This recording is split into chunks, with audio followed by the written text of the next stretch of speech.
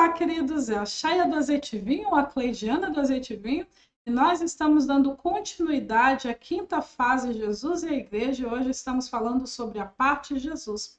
Agora vamos dar continuidade aos outros temas, aos outros assuntos que nós ainda iremos abordar no vídeo de hoje, belezinha? Sem mais demoras, me acompanhe na leitura. Vamos lá, a gente estava no Porquê Ele Encarnou, vamos aos próximos textos agora. Primeiro texto, Colossenses 2, 13 e 14 diz assim: E a vós outros que estáveis mortos pelas vossas transgressões e pela incircuncisão da vossa carne, vos deu vida juntamente com ele, perdoando todos os nossos delitos, tendo cancelado o escrito de dívida que era contra nós e que constava de ordenanças, o qual nos era prejudicial, removeu inteiramente, encravando-o na cruz. Romanos 8:3 diz assim: Porquanto o que for impossível à lei no que estava enferma pela carne, isso fez Deus enviando o seu próprio Filho em semelhança de carne pecaminosa e no tocante ao pecado. Preste atenção nessa parte. E com efeito condenou Deus na carne o pecado.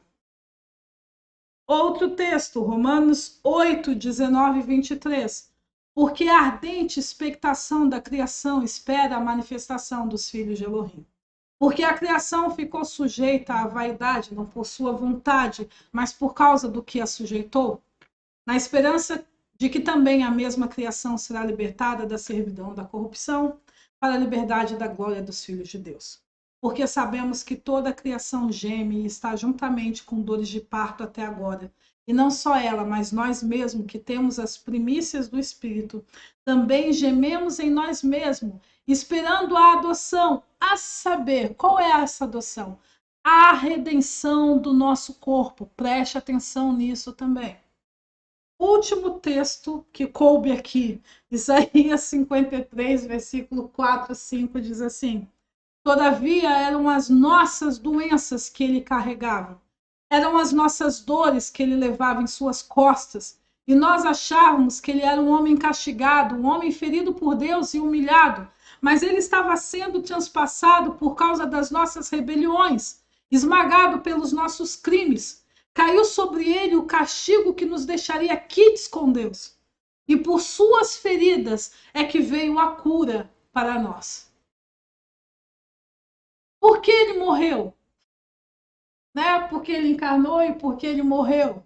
Por 4 motivos principais. Primeiro motivo, para reparar o dano causado pela iniquidade. A palavra redimir, aqui é o significado dela no latim, ok? Significa fazer reparação de um erro, um crime, retratar, ressarcir, oferecer compensação a alguém por um dano e etc. Uma pessoa redimida é alguém considerada livre, pois o seu prejuízo, ou seja, o dano que ela causou, foi ressarcido, ou por ela mesma ou por outro. Esta redenção pode vir de seus próprios méritos ou de outros. Como os filhos de Adão jamais poderiam redimir-se a eles mesmos, Cristo, como resgatador, assumiu a função de reparar o dano causado pelos crimes dos iníquos. E quem são os iníquos? Dos que viveram uma vida em completa rebelião contra a justiça de Elohim. Porque eu quero falar com você que ignorância não anula o peso do erro. Uma das coisas que quando eu explico para as pessoas a respeito de iniquidade, elas falam assim, mas eu não sabia que o meu estilo de vida era oposto à justiça de Deus. Tipo assim, aí ela acredita que o fato de ela não saber significa que ela não está vivendo uma vida errada. Só que não tem nada a ver. A ignorância pode até atenuar a punição que Deus te dá. Mas ainda o que está errado, está errado. É a mesma coisa de você entrar numa rua que é contramão. Tu não sabia se é uma cidade que você não conhece. Tu não sabia que era contramão, mas deixou de ser errado o fato de você ter entrado na contramão ali? Não deixou. O guardinha ou o guarda que aparecer, ele pode até não te multar porque ele entendeu que como tu é de outra cidade, tu não sabia que aquilo ali era contramão e nem sempre o GPS está atualizado. Mas ele ainda vai te instruir a fazer o que é certo. Por quê? Porque você fez errado, ainda que não soubesse que era errado. Então, a ignorância, ela pode até atenuar a sua punição, pode até ter um atenuante e você não receber a pena toda pelo seu crime. Mas o que você fez ainda é crime. Então, o fato de você não saber que na iniquidade você vive em rebelião contra Deus, não minimiza o fato de que ainda é uma rebelião contra Deus. E cada rebelião, querida, ela gera uma consequência. Cada ato de rebelião é uma dívida que se adquire. Aí você pode pensar, mas por que a gente não pode pagar a dívida para Deus? Por que precisava de Cristo? Por que eu não poderia pagar? Vamos colocar assim. Né? Usando o vídeo passado como exemplo, onde foi explicado que o povo de Israel foi condicionado desde a tenra idade a amar a iniquidade, foste instruídos na maldade. Isso fala de um condicionamento mental. E o povo de Israel era um protótipo, né? Ou um percentual de análise da própria humanidade, né? De maneira geral. Aí imagina, você desde que foi concebido no ventre da sua mamãe, a sua mamãe era uma ímpia que casou com um ímpio e gerou um filho ímpio, e desde pequeno você já foi concebido na iniquidade. E aí nem todos os erros da iniquidade são pagos com a morte do transgressor, mas adquire uma dívida. Aí faz de conta que cada mentira que você contou custava 10 centavos. Quantas mentiras você já disse ao longo da sua vida? Aí faz conta que cada falso testemunho que você deu, que você inventou histórias a respeito de outra pessoa, seja porque você repassou uma fofoca que não era verdade, ou porque você, por inveja, mentiu a respeito do outro, era R$ 1 que você adquiriu. Quantas vezes você fez isso? Mas cada vez que você se embriagou, que você, né, chutou o pau da barraca e bebeu todas, era 5 pila que você adquiriu. Quantas vezes você fez isso? Cada vez que você decobiçou uma mulher que não era sua e olhou torto para um homem que não era seu, R$ 2 de dívida. Faz de conta. Cada vez que você desejou sexualmente um homem ou uma mulher que não era aquele que foi destinado para ser seu, você adquiriu R$ 2. Conta aí na conta. Você acha mesmo que se a gente for tratar por dinheiro cada ato de rebelião sua na justiça, você casou errado, porque na justiça, você tem que casar com uma pessoa destinada. Você não pode casar com qualquer um. E você está no 7º casamento. Imagina o número da conta disso aí. Você tem certeza, querido? Absoluta certeza? Você dá conta de pagar toda a sua dívida? É melhor vir alguém e assumir a bronca para você? Alguém sem dívidas? Então aceite o fato que o ser humano, filho de Adão, por ele mesmo, não tem como pagar todo o seu crime contra a justiça. É melhor que outra pessoa assuma isso.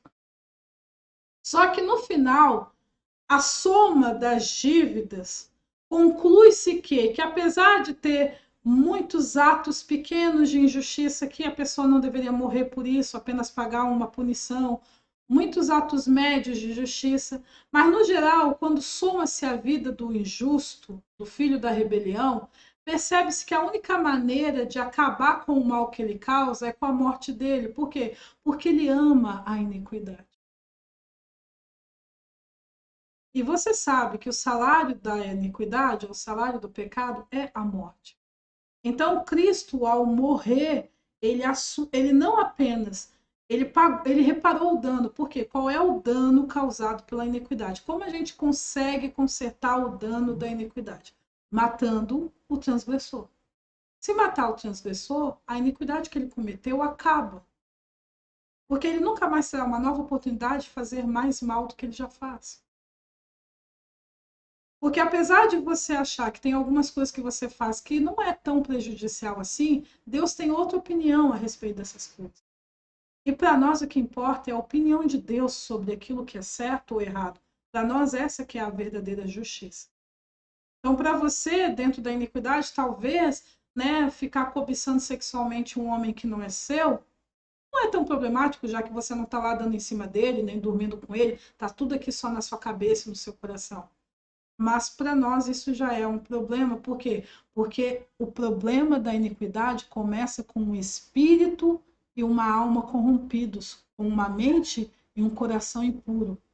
Porque tudo que você gera no seu coração, em algum momento você vai executar com o seu corpo. Pode não ser até com aquele cara, mas vai chegar algum momento que você irá trair-se. Porque tudo começa na mente, para depois dar lugar ao corpo para executar. Certo? Então, tipo, o dano causado pela iniquidade é matando, né? A forma como se repara o dano causado pela iniquidade é com a morte do transgressor.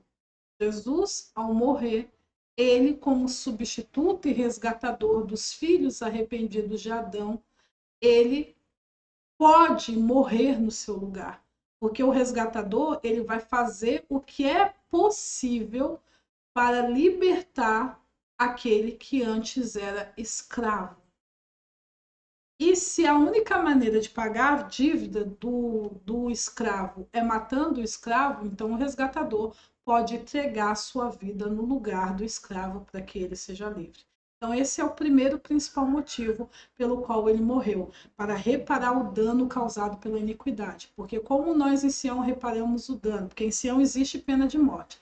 Não é por motivos fúteis como acontece na Terra, né? Alguns motivos são fúteis e outros são realmente corretos, mas existe sim pena de morte em Sião. Então essa história de que Deus é amor, que Deus não pode matar ninguém, isso não é verdade, né? Você não vai ver isso nem na Bíblia adulterada que as pessoas têm, imagina na realidade mesmo, certo? Então esse é o primeiro motivo. Vamos ao segundo motivo pelo qual Cristo teve que morrer, para libertar e resgatar o pecador, que é o criminoso, verdadeiramente arrependido, porque existem os falsos arrependidos. Você vai entender melhor sobre arrependimento na última classe da série Doutrina Nível 1, né? Porque a série Doutrina Nível 1 tem 3 classes principais, né? Reino de Deus e Justiça, a restauração e os fundamentos. Depois a gente vai para a classe Doutrina Nível 2. Então, verdadeiramente arrependido. Entenda, o arrependimento abre portas para a misericórdia de Deus. Entretanto, a misericórdia não anula a justiça. Melhor dizendo, o crime contra a justiça. A dívida ainda precisa ser paga. Contudo, uma vez que a dívida foi paga por Cristo, porque ele morreu para pagar a dívida, então o arrependido está livre para viver uma nova vida agora fundamentada na justiça. É a liberdade obtida por meio do pagamento de um resgate que é o significado de redenção, o grego apolutrosis no Novo Testamento. Então, quando você lê no Novo Testamento a palavra redenção, essa palavra grega aqui, apolutrosis, e ela significa a liberdade obtida por meio de um pagamento de um resgate. Ok? Então, o segundo motivo pelo qual ele morreu foi para libertar e resgatar o pecador verdadeiramente arrependido. Porque uma das coisas que as pessoas foram ensinadas erroneamente é acreditar que o perdão anula tudo. Mas o que eu quero dizer que as pessoas foram ensinadas de que perdão anula tudo, significa assim, o cara vai lá e deve R$ 50 para você. E aí chega um momento para ele que você chega assim, querido, você está perdoado, você não precisa mais pagar os R$ 50. E aí, dentro da cultura da terra, ninguém mais toca no assunto dos R$ 50 porque tu perdoou a dívida do cara. Só que em Sião, esses R$ 50 precisa ser devolvido. Em Sião, você pode até liberar a pessoa de pagar a dívida, mas o outro vai ter que assumir a dívida, por quê? Porque esses R$ 50 precisam ser devolvidos.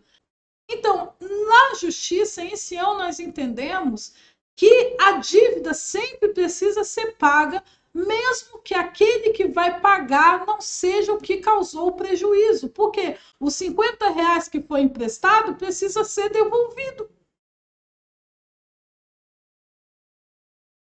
Então, hoje, se você tem uma visão de redenção, aonde você é perdoado e você não precisa pagar nada, isso não significa que isso de fato é redenção. Se hoje você não paga nada para Deus, é porque Cristo já pagou essa dívida para você. Porque se Cristo não tivesse pago, você teria que pagar.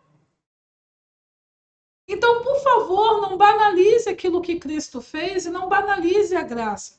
Porque se não fosse pelo que Cristo fez, você teria uma dívida enorme, que se você jogasse todos os seus descendentes, nunca iam pagar o seu crime contra a justiça de Deus.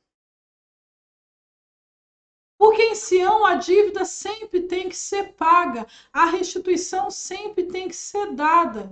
O perdão, ele só termina de fato quando não há mais dívida. E não há mais dívida, por quê? Porque ou a pessoa pagou o que ela devia, ou algum resgatador pagou o que aquela pessoa devia. E por causa disso, ela pode ser perdoada. Por causa disso, ninguém mais pode cobrar dela nenhuma dívida, porque é isso que significa perdão. Perdão é quitação de débitos. É você não conferir ao outro nenhuma culpa, nenhuma dívida. Por quê? Porque a dívida já foi paga. Então, quando você. E a gente vai ensinar isso direito na última classe, no último tema dos fundamentos, quando nós falarmos sobre os pilares da doutrina de Cristo, e a gente vai falar sobre o arrependimento, obviamente a gente vai ensinar sobre perdão. Você vai entender isso melhor. Mas eu já quero dizer para você que o motivo que ele fez foi para libertar e resgatar o pecador. E por que você pode ser liberto e resgatado? Porque a sua dívida já foi paga. Por que você não paga mais dívida nenhuma contra Deus? Porque já foi paga. Só que você teve a sua libertação para viver agora de acordo com a justiça. Certo? Não é para do tipo assim, eu vou continuar vivendo na minha vida iníqua, mas Deus conhece meu coração. Como acontece com o pessoal que se professa de Deus hoje. Vivem tão iníquo quanto aquele que se diz ateu. Mas na cabeça deles, eles tratam Cristo como um salvo-conduto. Não, o Cristo morreu por mim, então eu não preciso pagar dívida nenhuma. Não, você não precisava pagar a dívida na primeira vez. Mas se você continuar cometendo mais erros e mais crimes, mesmo depois de ter aceitado Cristo, você está acumulando dívidas contra Deus, amado. Você está acumulando dívida contra Deus. Cristo não é um salvo-conduto para você continuar pecando. A graça não foi dada para você permanecer no pecado. O favor de Deus não foi estendido a você para você continuar amando a iniquidade. Pô. Você não pode minimizar o que ele fez. Você sabe, você entende, querido? E alguém comprou uma bronca por você por amor, mas essa pessoa tecnicamente não merecia passar por nada que ela passou. Mas vamos continuar aqui. Qual é o terceiro motivo pelo qual ele teve que morrer? Vamos lá. Para libertar o corpo físico. Opa! O corpo físico, é isso aí mesmo. O crime contra a justiça, que é o pecado, foi condenado na carne. Nós lemos isso nos textos iniciais, lembra?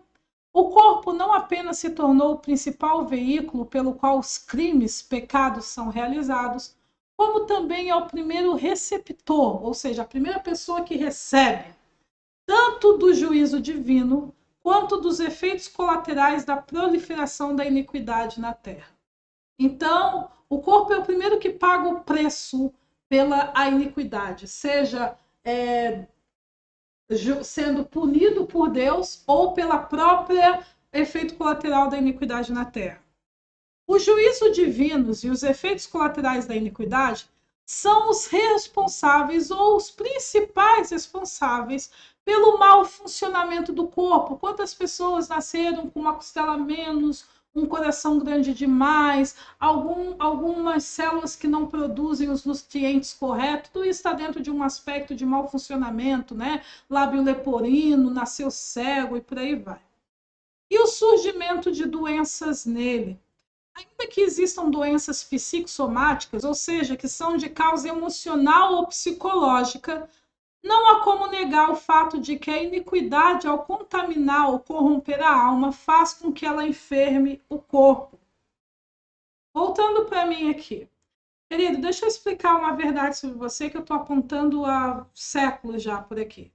Você é um espírito que habita num corpo físico. Tudo isso é o que compõe o ser humano. Então, quando fala que Deus veio resgatar o pecador, ele veio resgatar todos o aspecto do pecador, não só o espírito, não só a alma. mas também o corpo. O corpo, ele é o principal agente da iniquidade, como ele também é o principal agente da justiça na Terra, ok? É por meio do corpo que você também cumpre a justiça de Deus, mas ele também, dentro do ambiente da iniquidade, ele é o que primeiro sofre os efeitos colaterais da iniquidade.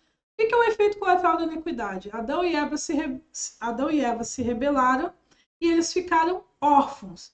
Deus até não removeu muito daquilo que havia dado para eles antes da rebelião, mas ele também não acrescentou mais. Então, hoje, né, as pessoas que são filhos de Adão vivem de acordo com aquilo que elas podem produzir sem Deus. O ser humano, por não ter ficado imortal, certo? Eu até costumo explicar assim: Adão e Eva não eram imortais antes da queda. Eles tinham uma bateria de 1000 anos. Se eles comessem da árvore da vida, é que eles se tornariam imortais, só que eles preferiram comer a outra árvore lá. E aí o que aconteceu? Essa bateria de 1000 anos, Adão morreu com 970 anos. E a cada geração, essa bateria vai se tornando mais fraca. Por isso que antes o pessoal vivia mais, era mais saudável, e a cada geração o pessoal é mais fraco, surgem novas doenças. Esse é o efeito colateral da iniquidade, que é o quê? De você viver num ambiente onde Deus não atua mais diretamente, porque para atuar Deus diretamente precisa haver justos e não existem justos na Terra, vamos botar assim. Existem, né, a cada aliança, a cada geração, é levantada uma geração de justos. E a atuação de Deus fica enquanto esses justos existirem na Terra. Esses justos voltam para Sião, falecem, a operação de Deus termina na Terra. É geralmente assim, né? Então, só a operação de Deus enquanto houver justo. Se não tiver justo, Deus não está operando. E aí, essa pessoa tem que lidar com os efeitos colaterais da iniquidade, que é lidar com um pouco de herança que restou de Adão após a queda. Ou o juízo divino. Por que o juízo divino? Que é como eu vou ensinar para vocês que dentro do aspecto executivo do governo na Terra, Deus ficou com a função de juiz. Tanto que você vê em Gênesis, né, Abraão, né, em Salmos também você lê isso, Abraão falando, quando estava dialogando com Deus a respeito de Sodoma e Gomorra, diz assim, mas não seria injusto, né? Você não seria injusto, você que é o juiz de toda a terra. Então você lê em Salmos e Deus, né, está junto do conselho divino para julgar todas as nações da terra, e ele julga todas as nações com justiça.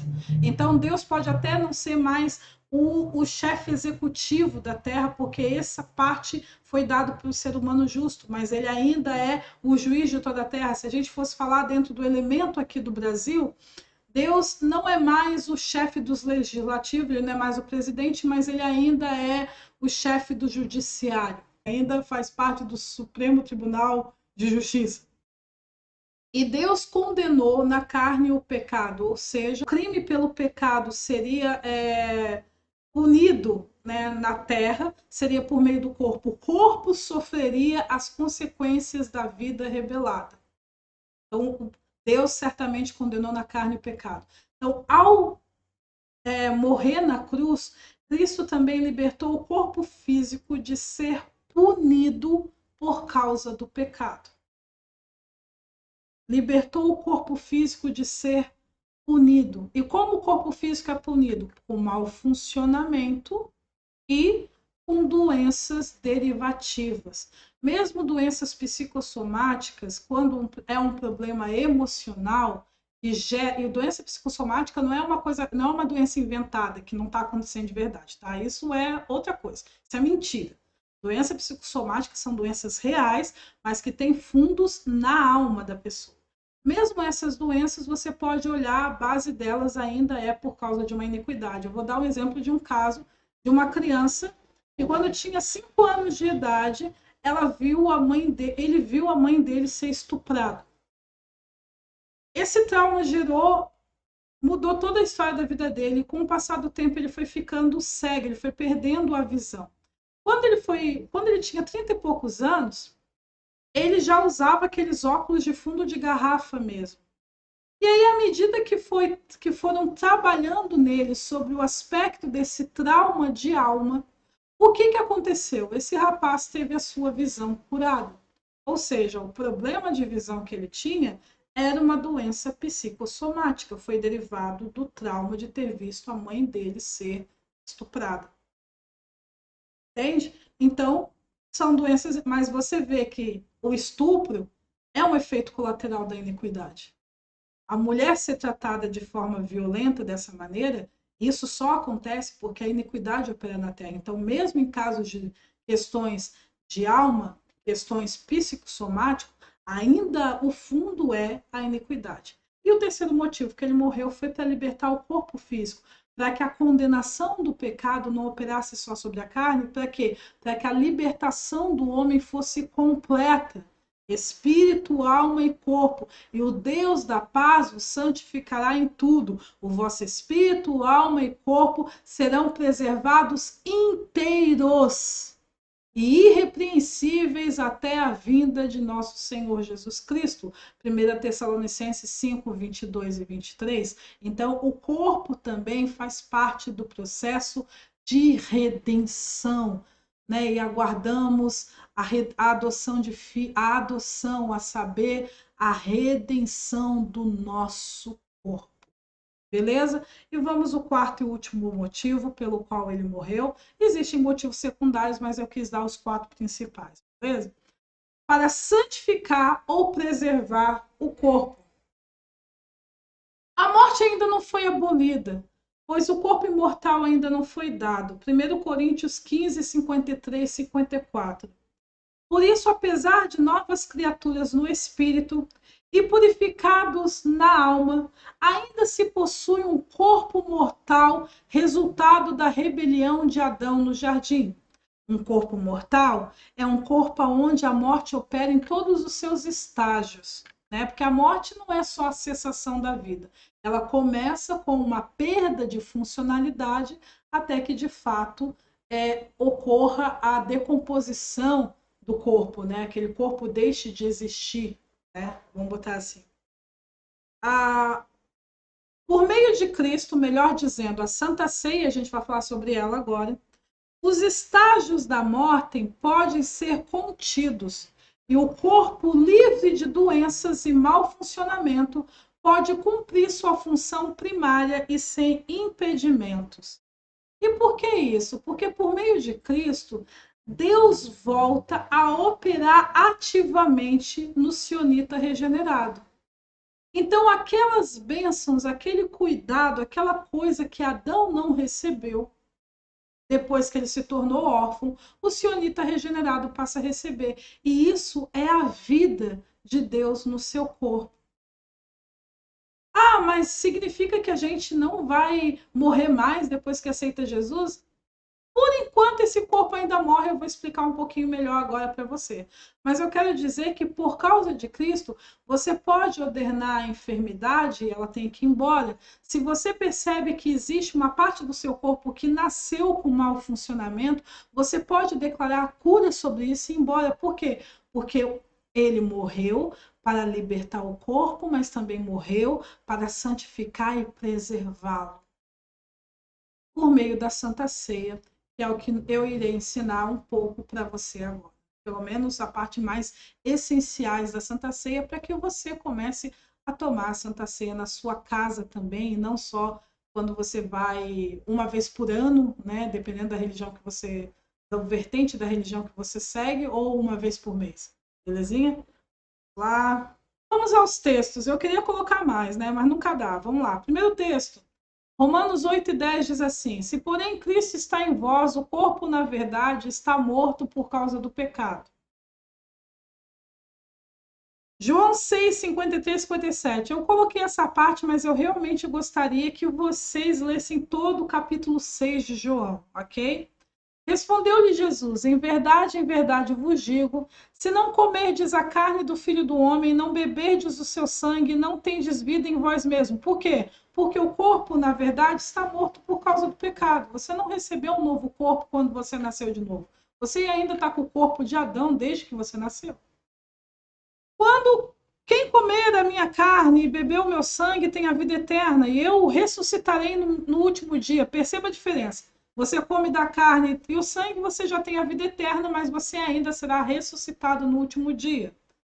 E a ressurreição, vocês também vão aprender isso, é quando você recebe o corpo imortal. E aí, depois de receber o corpo imortal, não precisa mais tomar ceia. Pois a minha carne é verdadeira comida e o meu sangue é verdadeira bebida. Quem come a minha carne e beber o meu sangue permanece em mim e eu nele. Assim como o Pai que vive me enviou, e eu igualmente eu vivo pelo Pai, também quem de mim se alimenta por mim viverá.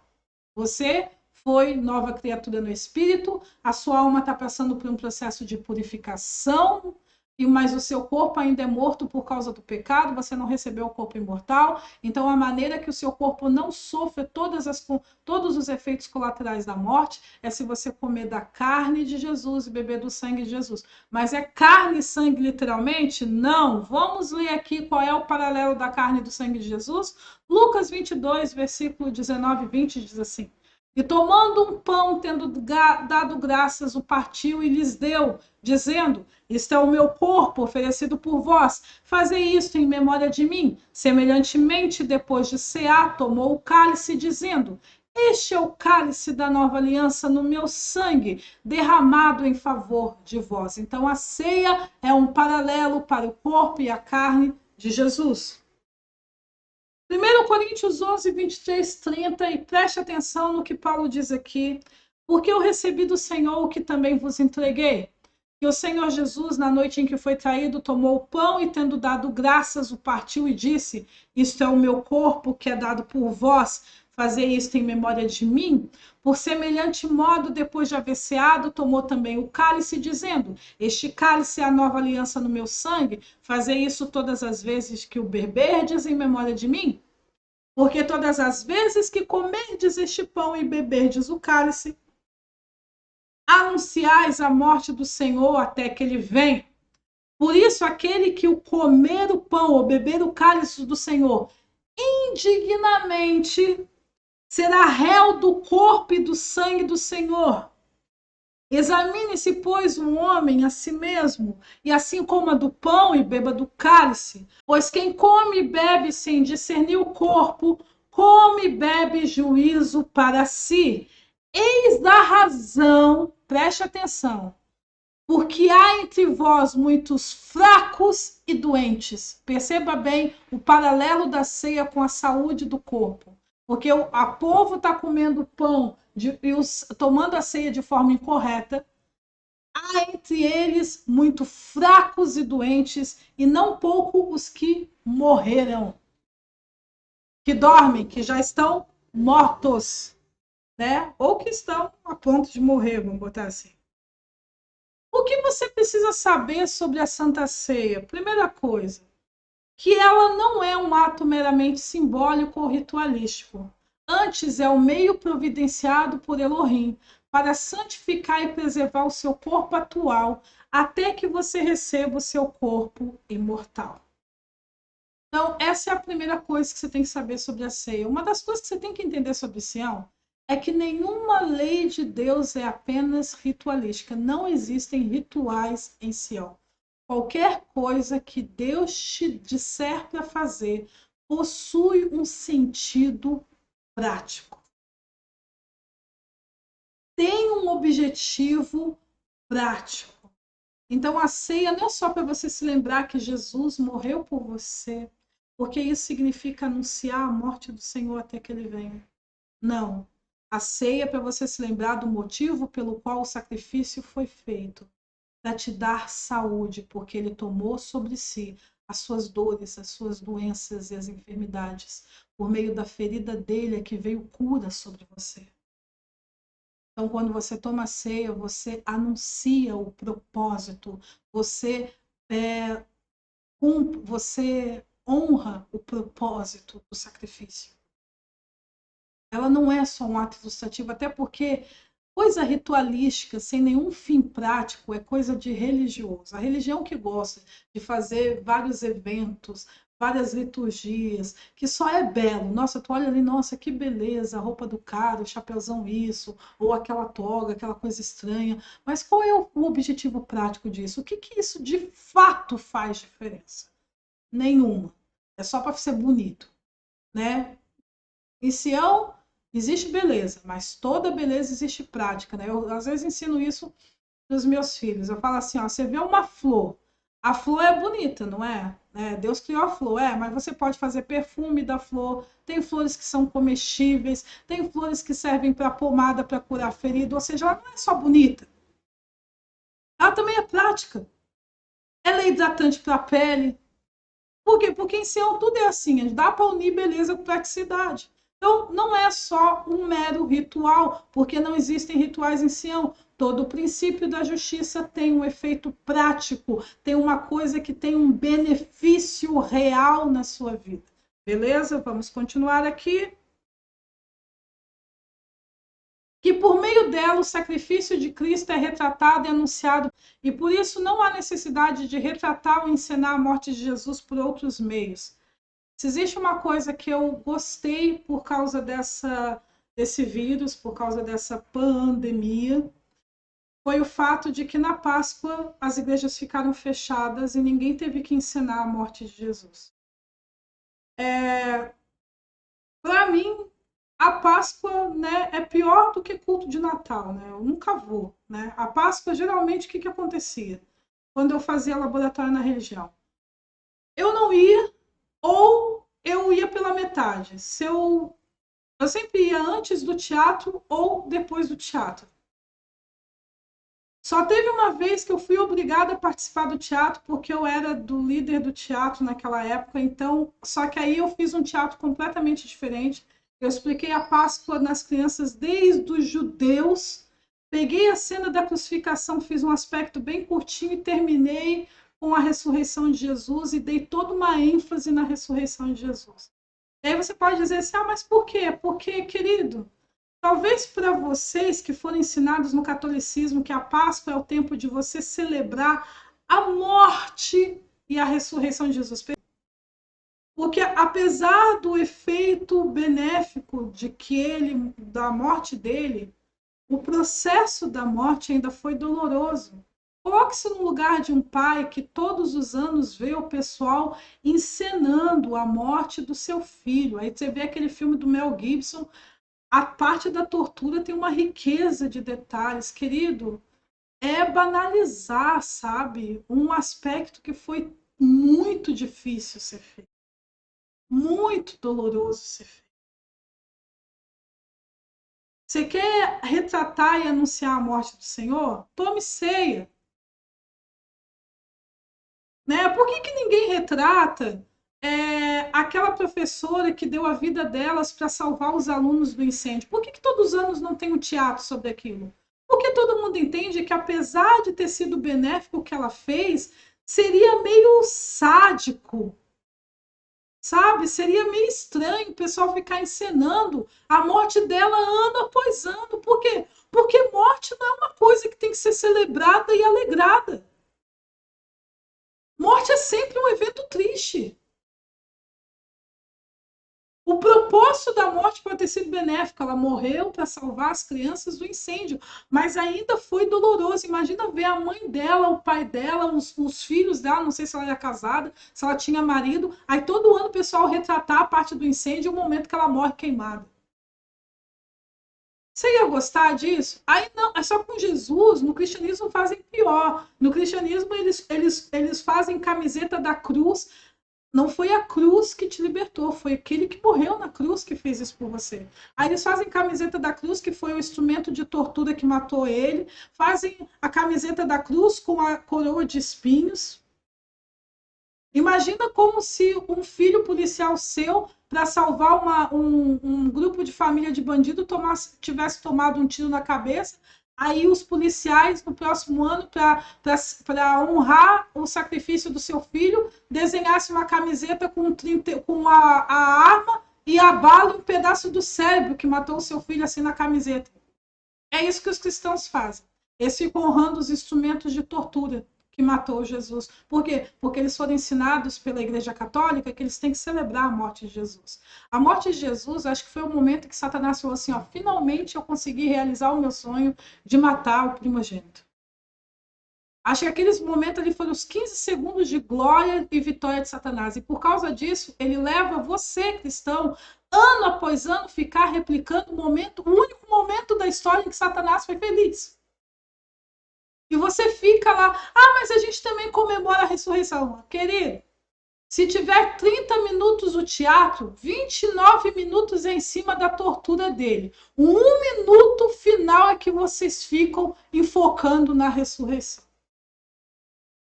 O único momento em que Deus estabeleceu para que a morte de Cristo seja enfatizado é no momento em que você toma a ceia, porque o corpo dele foi partido entre vós e o sangue dele foi derramado ao seu favor. Tirando a ceia, você não precisa ficar encenando toda a Páscoa a morte de Jesus. Então vamos dar continuidade aqui.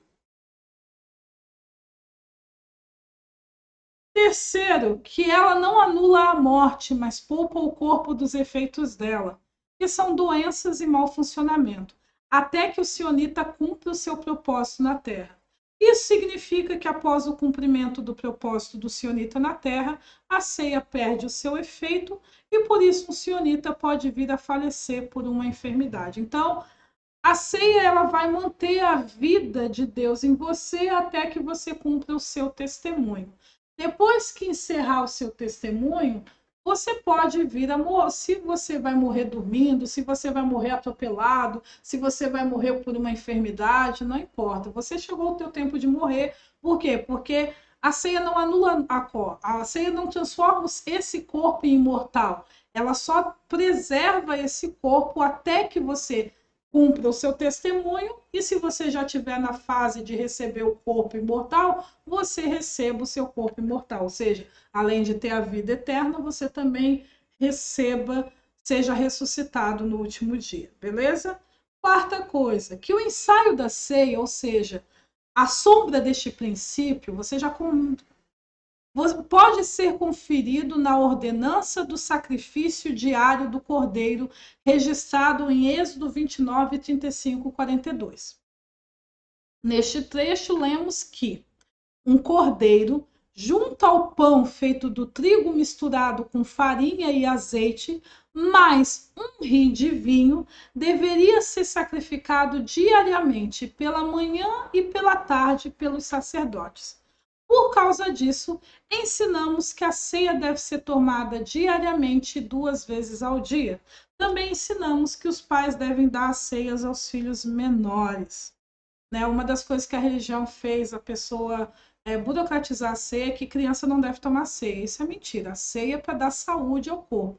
Então, você pode dar ceia para os seus filhos, sim, menores. Ok? Você deve ensinar a ceia para os seus filhos e deve dar a ele. Os princípios da ceia, a gente já vê em Êxodo. Em Êxodo tem ali um cordeiro, e na hora que fosse queimar o cordeiro, deveria queimar junto com o cordeiro vinho e pão. E o pão era o quê? Era um pão cru, que era só misturado pão e azeite, que era o pão ázimo dele. O pão ázimo é o pão sem fermento, e geralmente o pão ázimo é feito de farinha de trigo, azeite, sal e água, um pouquinho de água só. Então era misturado e era queimado junto. Então deveria sacrificar o cordeiro pela manhã, junto com o pão e o vinho, e o cordeiro no final da tarde, de um dia para o outro, também junto com o cordeiro e o vinho. E é por isso que eu ensino para as pessoas que as pessoas devem tomar a ceia 2 vezes ao dia, 1 hora pela manhã e ao deitar, ou no final da tarde, lá 6 horas, 7 horas e tal, e que como a ceia tem o propósito de preservar a saúde e o funcionamento do seu corpo, ela também deve dar a ceia para os filhos dela, ok? E se quando chegar a adolescência o meu filho ainda tiver na dúvida sobre a fé dele, etc e tal. Então, nesse momento, o seu filho, que já tem uma idade maior, ele escolhe se quer continuar tomando ceia ou não, porque ele ainda nem decidiu se ele vai querer continuar na justiça ou não. E ele não pode tomar ceia indignamente, certo?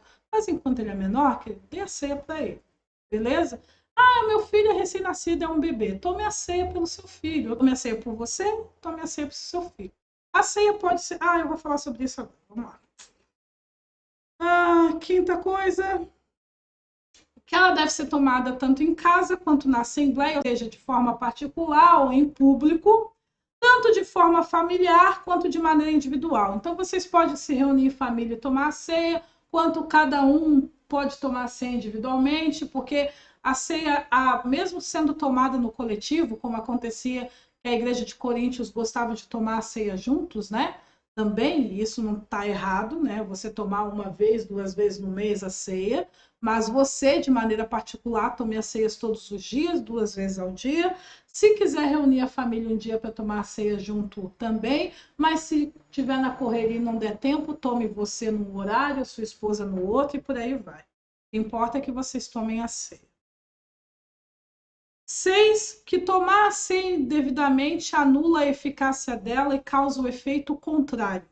Ou seja, abre portas para enfermidades e até morte antecipada. A ceia é para a sua saúde física. Se você toma ela de forma incorreta, então você está tirando o efeito dela e trazendo, bebendo e comendo juízo de Deus para você. Porque aí você se torna culpado do corpo e do sangue de Jesus. Tecnicamente, você passa a ser considerado como aquelas pessoas que mataram Jesus. E essas pessoas receberam uma punição bem séria e bem merecida de Deus. E 7ª, e a última coisa que eu gostaria de falar com você sobre a ceia hoje, é que o uso indevido da ceia se refere a um comportamento de profanação com o princípio divino. Isto se refere à atitude ou atos de zombaria, incredulidade, desprezo e etc. Então, tecnicamente, o que é tomar a ceia indevidamente? O que é tomar a ceia indignamente? Se a gente primeiro ler o contexto ali que Paulo está falando de 1 Coríntios, você vai perceber que o quê? Que o pessoal estava aproveitando o momento da ceia, lógico. A ceia de Coríntios não tinha só o pão e vinho, também tinha comidas. Eles tinham um momento da festa ágape, que é quando eles se reuniam uma vez no mês, uma vez por semana, para fazer uma comidança junto, né? Para ter uma amizade, para ter um momento em que todo mundo ia comer junto. Só que eles aproveitavam esse momento de comerem juntos para também fazerem a ceia todos juntos. Então tinha comida ali? Tinha, mas também tinha o pão, tinha o vinho? Também tinha. Só que o que acontecia? O pessoal, ao invés de tratar o momento da ceia de maneira correta, o pessoal estava começando a comer primeiro que comia sem esperar pelos outros, então uns comiam e outros não comiam. Segundo, que tomavam vinho demais e acabavam se embriagando, porque pelo que percebe ali, eles tomavam vinho com algum tipo de teor alcoólico ali. Aí você, mas eles faziam isso, mas eu entendo que Jesus, quando deu a ceia para os discípulos, ele tomava a ceia sem teor alcoólico, que é o mosto, que é o que eu recomendo, pessoal. Compre suco de uva integral, sem adição de água ou açúcar. Esse é o vinho que você tem que tomar. E o pão? O pão, a gente tem receita de pão, que eu vou deixar para vocês também no link da descrição, 2 receitas de pão. Uma é o pão ázimo, sem fermento, que ele vai parecer uma panquequinha, ele é bem bom. Você pode fazer na versão normal ou integral, certo? E o outro é um pão com fermentação natural, ou seja, que ele é à base de limão e eu acredito em bicarbonato de sódio, ele é à base de limão. Ou seja, você precisa do limão para fazer ele crescer. A gente vai deixar essas 2 receitas para você aqui, certo? Escolhe qualquer uma das 2, não tem problema não. E eles acabavam, então, usando aquele momento para se embriagarem, para se empanturrarem, mas ninguém estava tratando aquele momento, não é com solenidade, né? Não é com uma coisa, mas também não é assim, com esse descaso, esse desrespeito todo, certo? Então, tomar indignamente se refere a atos de zombaria, de profanação, de você não levar isso a sério. Uma vez perguntaram para mim, Chay, possível cortar o elemento da ceia, de tipo assim, de uma pessoa tomar ceia e não funcionar? Sim, com certeza. Se a pessoa só estiver tomando para provar você que aquilo ali não funcione, tipo assim, como acontece, eu vou tomar ceia só para te provar que não dá certo, só para você não ficar enchendo meu saco sobre isso, uma que ela está tomando juízo para si, porque ela já está em princípio de incredulidade, e isso é profanação. O que os cristãos fazem com a ceia é princípio de profanação, porque eles dão à ceia um propósito diferente do que ela é. Ela tem o objetivo de trazer saúde e vida para o seu corpo, e os cristãos ficam ensinando você que a Santa Ceia é apenas um memorial para você lembrar do sacrifício de Cristo. Quando você dá um propósito diferente àquilo que Deus estabeleceu, você está transformando o santo em profano, você está profanando, corrompendo aquilo que é sagrado. E isso também é tomar a ceia indevidamente. É por isso que raramente você vê um testemunho de um cristão que toma a ceia uma vez por mês e não fica doente. Por quê? Porque eles tomam a ceia indevidamente. Certo? Então, atos de profanação, tratar com zombaria, desrespeito, descaso, incredulidade, desprezo, você já nem acredita que uma coisa tão simples vai funcionar, porque, né, você confia nos seus remédios, né? E quantos testemunhos eu já vi, né? Eu tive uma senhora que gastava 600, 700 reais por mês em remédio, e depois que a gente ensinou a respeito do princípio da ceia, ela falou assim, ó, é o primeiro mês que me sobra dinheiro. Né? Vocês viram, nosso primeiro testemunho foi o testemunho da Marielle, que foi curada de fibromialgia, né? Fibromialgia, acho que esse é o nome correto, tomando a ceia. Então, se você toma a ceia devidamente, há saúde e cura, sim. Ah, e se eu não estiver sendo curado? Então, com certeza, querido, é um problema psicossomático. Então, precisa resolver o problema. Primeiro, o que está errado na sua alma para poder trazer cura para o seu corpo. Ou existe uma raiz de incredulidade, você está tomando a ceia indevidamente, você não crê de verdade que aquilo ali vai de fato funcionar, que a palavra de Deus é real, que se você comer da carne e do sangue de Jesus, você vai ter vida em você mesmo. Então você vai ter que tratar com a sua raiz de incredulidade para poder fazer o efeito. Então é preferível até que você pare de tomar a ceia, para não acarretar juízo sobre si e você ficar mais doente do que quando você não tomava ceia, belezinha? E até antecipar sua morte por causa disso. Porque aí você se torna réu do corpo e do sangue de Jesus. Então, querido, com isso nós encerramos o vídeo de hoje. Eu espero que ele esteja edificando você. Semana que vem nós iremos terminar a quinta fase, falando de Jesus e a igreja. Agora nós vamos falar da igreja a partir dos gentios. Então, nós iremos falar a respeito do ministério dos apóstolos e dos outros discípulos. Deus abençoe você e até o próximo domingo.